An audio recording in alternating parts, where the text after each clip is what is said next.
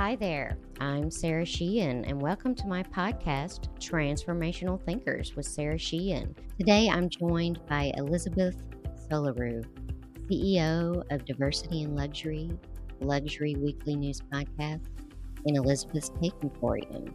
Everything about Elizabeth's expertise focuses on scaling businesses for the luxury market.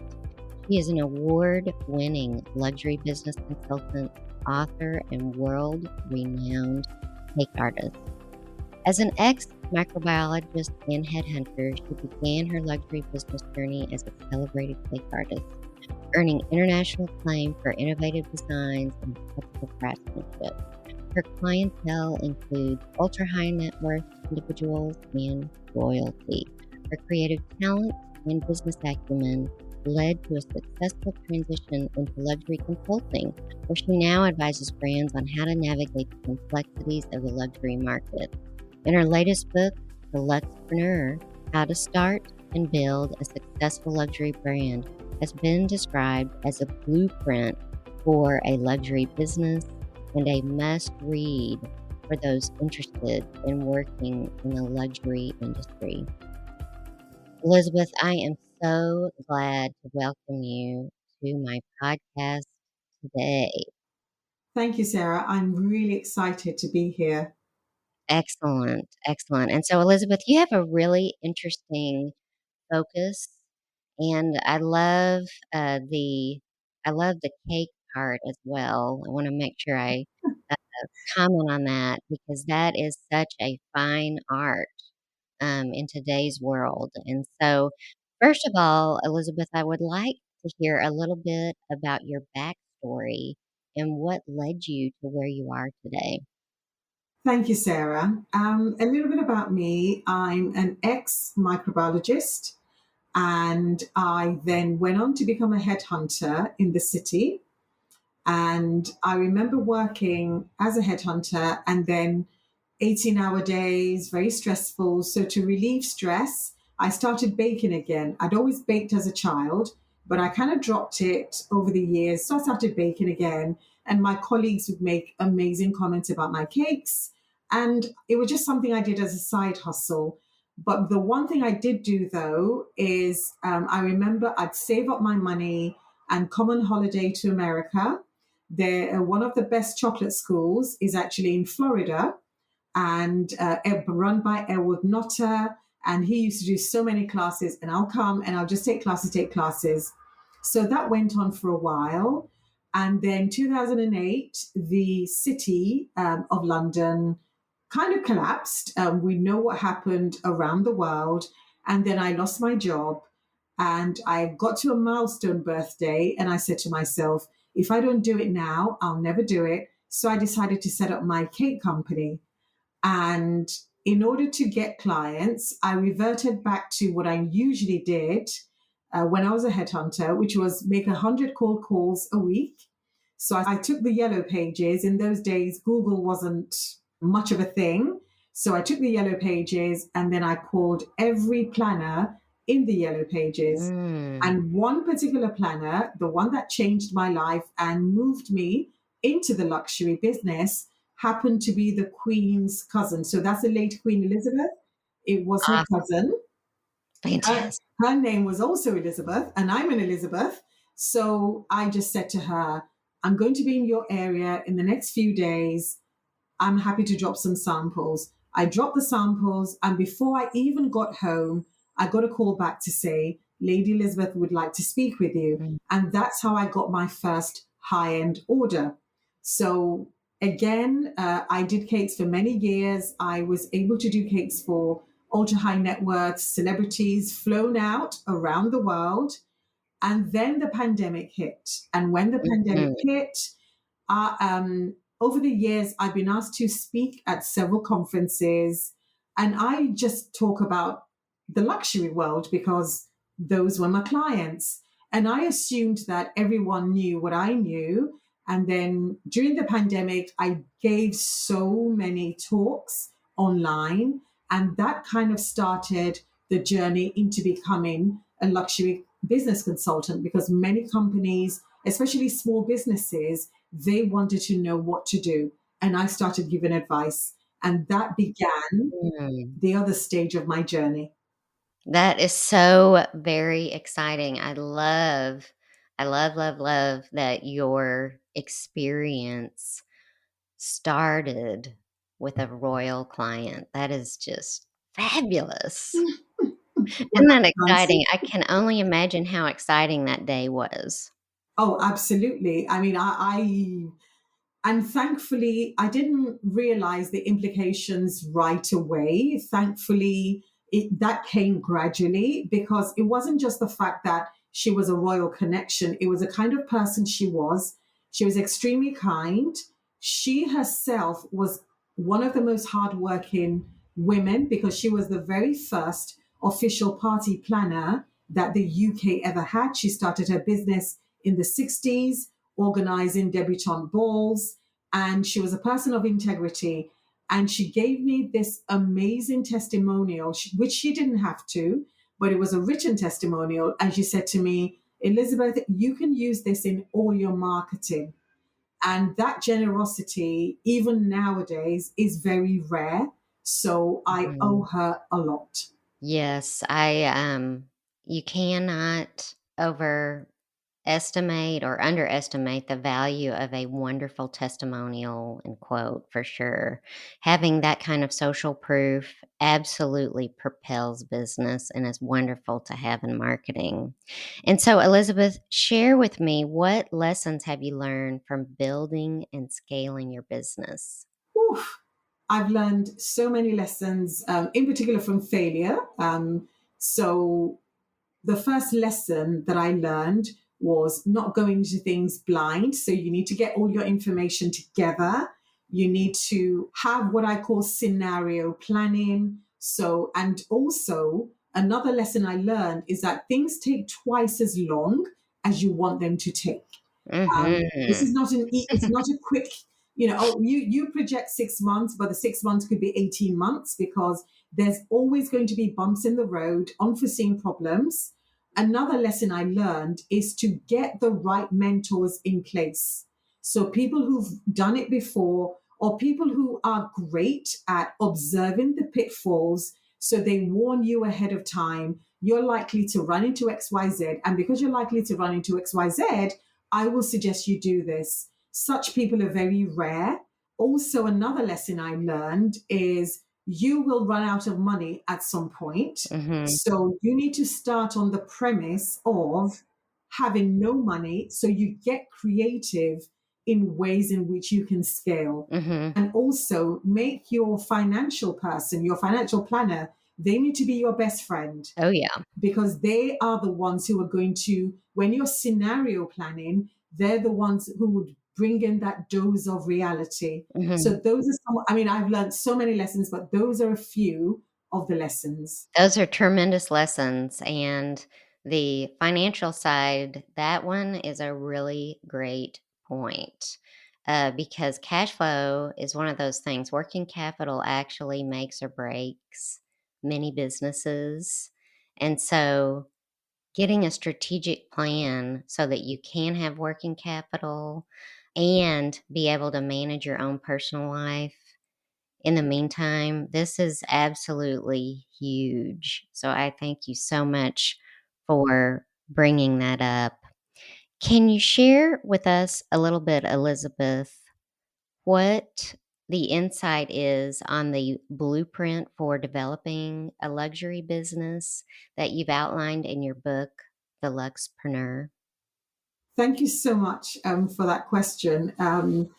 Because they often think, okay, what's the secret sauce to setting up a luxury brand, and what's the difference between an ordinary brand and a luxury brand? So in my book, I talk about 5 pillars. There are many pillars, but I bring out the best five.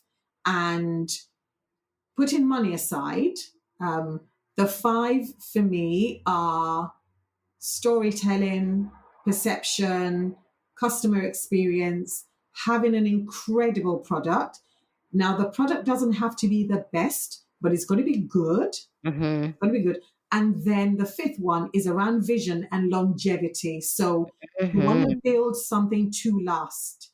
You are not building based on a trend or based on the latest social media fads that are out there.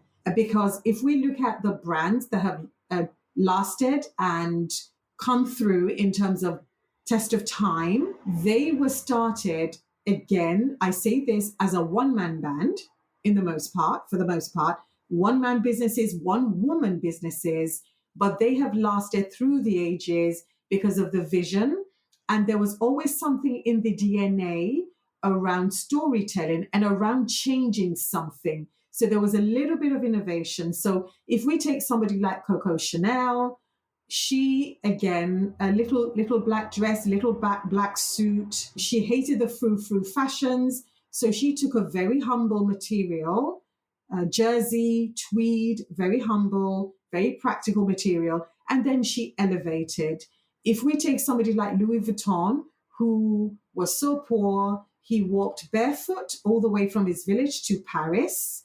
He noticed, again, it could be something you notice in your business or in the industry. He noticed that trunks that were built in those times, Mm-hmm. you couldn't stack them. Yeah. So he made trunks stackable. Mm. So again, there's always something in the DNA. And for me, I would say it starts with you as a person.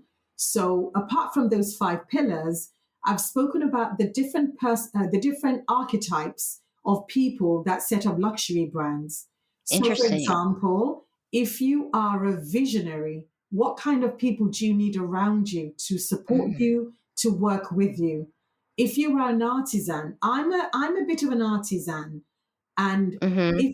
if I was left to my devices, all I would do is create cakes and not keep an eye on cost and not care about marketing. Mm-hmm. But these are things I've had to learn to either do myself or have people around me who can keep an eye on the money, who can keep an eye on the right marketing and the right image projection. Mm-hmm. So those are some of the things that I feel are the basis of building a luxury brand. The last thing for me is around the client. Mm. The one thing that people don't talk about often in the luxury industry is that there are different types of luxury clients. Mm-hmm. And to give you an example, I use this example a lot because it's a famous meme. You have King Charles, our current king, and you have Ozzy Osbourne, Mm-hmm. both born in the same year, a month apart. They've both been married twice, and they both live in a castle, and they're both rich white men. Would you sell to them the same? No, you wouldn't. Probably not. Probably not, because they are different luxury buyer archetypes. They're For completely sure. different. And those are some of the things I break down really, really well in my book, The LUXPreneur.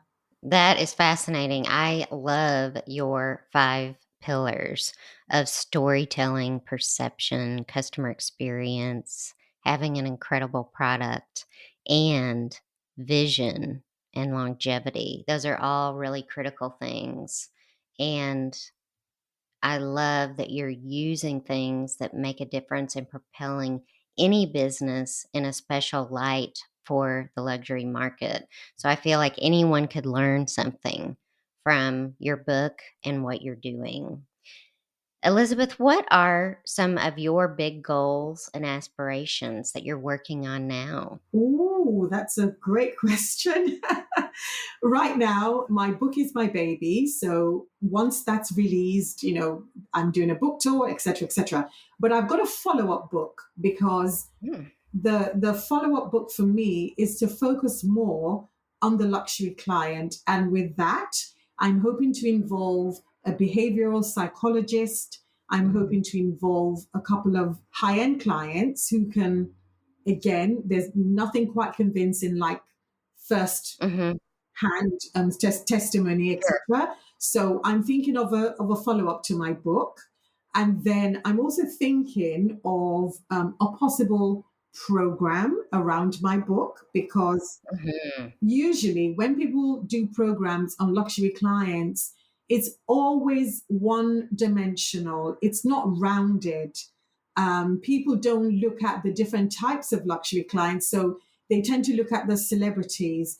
But I can tell you this: a lot of my clients could possibly own. There could be a farmer in back in the Sure. sticks to someone who is an aspirational, or to someone who is a member of the royal family, and they are completely different. So that rounded experience, that multidimensional personalities are often missing from the narrative.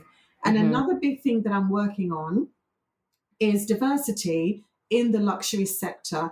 And I Mm-hmm. don't mean diversity the way people talk about diversity. I'm talking about cultural diversity. So, for example, there are differences in attitude between North America and South America.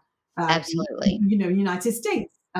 You've got your small town values. You've got your big city values. So that for me is diversity. Mm-hmm. As the way I see it, there is something for me around because right now the luxury industry, the last year has been a bit rocky for the industry, Mm-hmm. and we need new innovation, we need new ideas, and we need to treat, and quite frankly, we need to treat our clients better, because you hear of brands where, in order to preserve exclusivity, um, there are some practices that are not quite great for the look of the industry, for lack of a better word. You have, people on a waiting list. Being on a waiting list is not bad, but then you hear these stories of you've got to buy certain things before you're allowed to buy that thing, or I go to a lot of luxury business forums.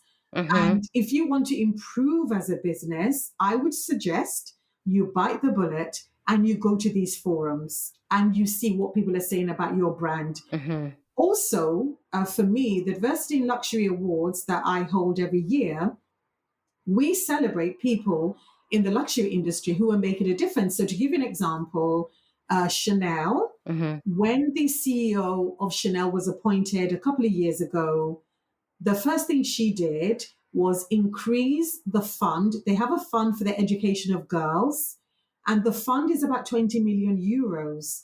She increased that from 20 million euros a year to 100 million euros. Wow.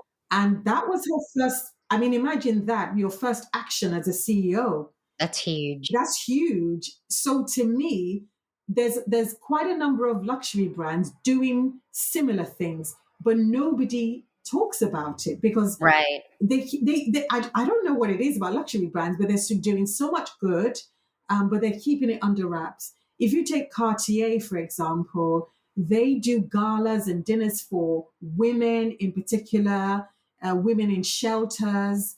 But again, nobody talks about that. So those are some of the positive things that I would love to highlight moving forward. I think that's a wonderful thing to do and to show where people are giving back in the community. That is so incredibly valuable. And I really do appreciate the specificity by which that you're sharing. Hey, this is not just DEI as everyone explains it today. It's really about cultural differences globally. And this is such a powerful conversation. Having been involved with many global outsourcing engagements where you're taking part of someone's business and giving it to a service provider somewhere else in the world, we have to be able to work together to make it work long term. So, cultural diversity and being able to navigate those relationships, that is going to add tremendous value in the business world for sure. So, thank you so much for all that you're doing there. Thank you. Absolutely. What does being a transformational thinker mean to you, Elizabeth? I think part of my last answer is actually, it fits really well with this with this question. So for me, it's about first of all transforming my own thinking Mhm. before I can then put that onto a whole industry. Mhm. It's about, for me anyway, it's about looking at things differently and also looking for the links, because people say one thing about me, that I'm able to link random things together. I don't know if that's true or not, but I think my background as a scientist and then me being a bit of an artist, you can take what seemingly random patterns and then put them together. So it's Mm-hmm. about looking at your industry differently, looking at your business differently. And I do something I call an audit. So I do an audit of my thinking. And for that, I may go off and do something that looks completely random. So to give you an example, this was way before it was a thing. I remember going off and doing a course in coding.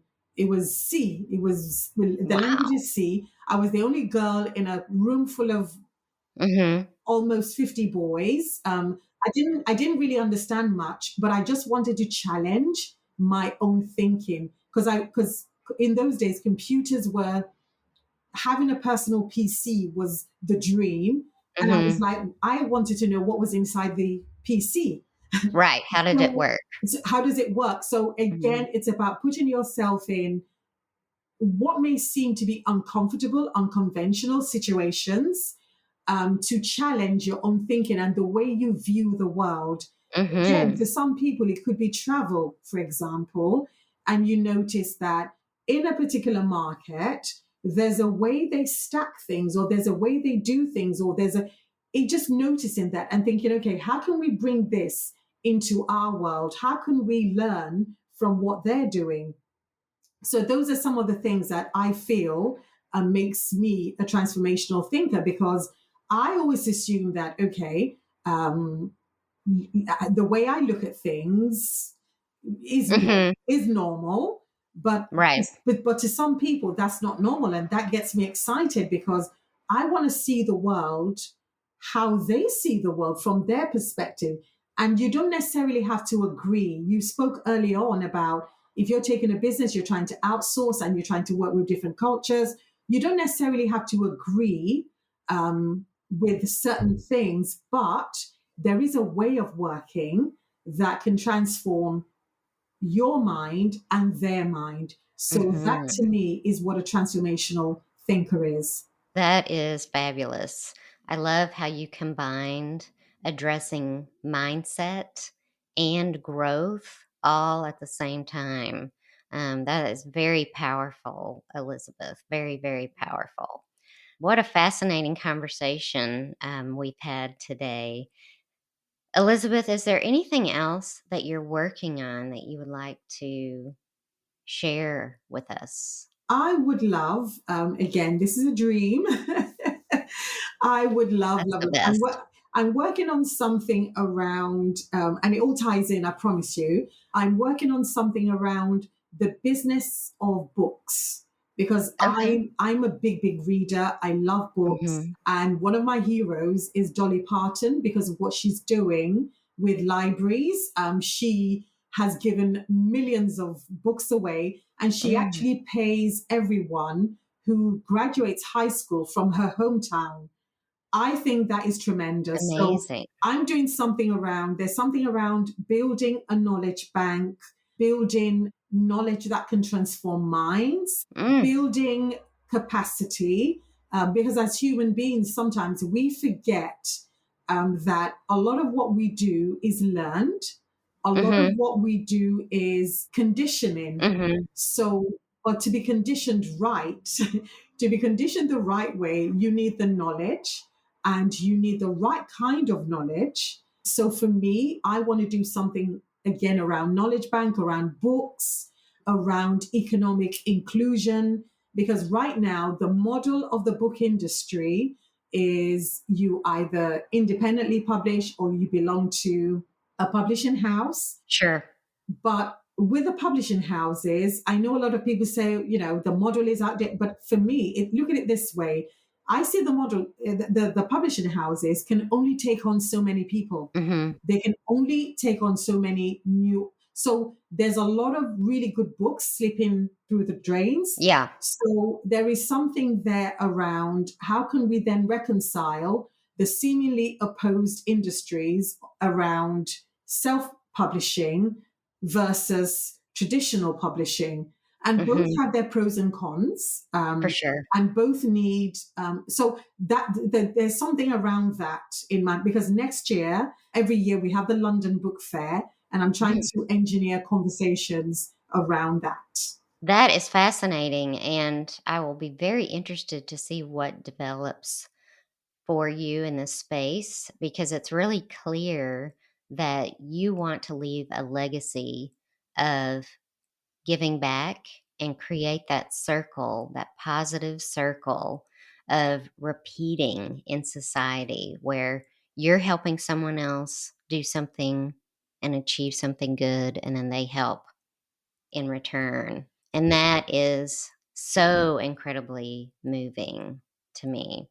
When is the London Book Fair? Just so I know from a time scale reference. It's March next year. It's Okay. early March, I think. I'll check the dates again. I'm not sure if it's before or after International Women's Day, because International Women's Day is around the 8th. And I know the London Book Fair tends to fall around that. Okay, excellent. And so you've got about 6 Yeah, about months. 6 months. Yeah. That's interesting. That is really interesting. Just one point, one question. Do you have a formal publisher relationship for your book? No, I don't. It's something I'm doing independently. I'm working with a company who published my first book, which was quite a seller. It was a bestseller because it was a book about cakes. so Wonderful. but I did a limited run of that particular book because it was meant to celebrate 10 years of me making cakes. I thought, we'd do a book. So that was almost like a slash coffee book slash baking book, as it were. Mhm. But this one is a business book and it's Sure. completely different. And my experience writing it was also different. Mhm. I'm sure it was very different. Very interesting and exciting. 6 months is a really good amount of time to be able to do something innovative and transformational. So I'll be very excited to see what comes forward for you in early spring of next year. Thank you. Absolutely. Absolutely. And so, Elizabeth, how would our listeners find you? The best place to find me is on LinkedIn. I've been on LinkedIn for, oh my gosh, a decade and a bit. And then obviously, when Instagram was, oh yay, we all went on to it. But now back on LinkedIn, enjoying my people on LinkedIn. So just type in Elizabeth Solaru, luxury, and I will pop up. And that's the best way to reach me. And then my book will also be on Amazon, the LUXPreneur, How to Start and Build a Successful Luxury Brand. That will be on Amazon as well. So yeah, that's how to find me. Excellent. And when do you expect the book to be on Amazon? It's gone on Amazon next week. Excellent. Perfect. This is wonderful timing. Yeah, wonderful time. Wonderful timing. And It's so going on next week. Because fantastic. yeah, because we, initially we could have done a pre-order, but I just thought, you know what, I'm gonna be like Dolly Just Parton, do it. just drop my project because she doesn't announce, she doesn't do this long lead and wrote it. She just drops it. So I'm like, okay, what would Dolly do? So That is amazing. And so that means that I will probably be able to grab the link to your book and include it in the show notes. yes, I will send Um, it to you for sure. Excellent. Wonderful. Well, I can't thank you enough for your time today. I think you are an amazing story of resilience and creativity and constantly sharpening the saw, which we all need to do so that we're always growing. And it is very telling that having a growth mindset, it definitely is a situation where growth and comfort do not coexist. I love that. That is like Right. word. That is incredibly beautifully said. Right. But if we are putting ourselves in the position to constantly sharpen the saw, really great and unexpected things might come our way. Absolutely. Excellent. Well, thank you so much for your time today, Elizabeth. And I look forward to hearing great things about your book and the wonderful new opportunities that you're bringing to light in your business.